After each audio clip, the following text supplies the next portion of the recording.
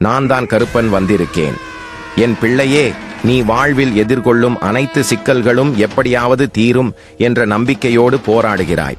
வாழ்க்கை அவ்வப்போது நம்பிக்கை தந்தாலும் நீ எதிர்பார்த்த அந்த வாழ்க்கை கிடைக்காத போது உன் மனம் சலிப்படைகிறது. மேலும் சுற்றி உள்ளவர்களும் முன்னுக்கு பின்னும் முரணாய் நடக்கும் போது நீ மேலும் சோர்ந்து போகிறாய். ஆனால் உனக்கு தடையாக இருக்கும் இவைகளை வெல்ல உன் வைராக்கியத்தால் முடியும். என்னை நீ நினைத்ததும் உனக்கு எல்லாம் தர முடியும். என்றாலும் நீ தியானத்தின் மூலம் அதை பெற்றால் தக்க வைத்துக் கொள்ள முடியும். கருப்பன் அருளால் எனக்கு எப்போது தேவையான அந்த சக்தியை பெறுகிறேன் என்று பதிவிடு, சக்தி பெறுவாய். நீ இழந்தவைகளை நான் உனக்கு மீண்டும் தரப்போகிறேன்.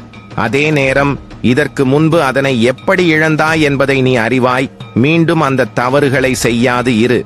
ஒன்று இல்லாத போதுதான் அதன் அருமை தெரிகிறது. இருக்கும் பொழுது அதன் அருமை தெரிவதில்லை. இப்போது உன்னோடு இருப்பவைகளின் அருமையும் இனிமேல் உன்னிடம் வந்து சேரப்போவதின் அருமைகளையும் புரிந்து நடந்து கொள். இழந்ததை பெறுவாய்.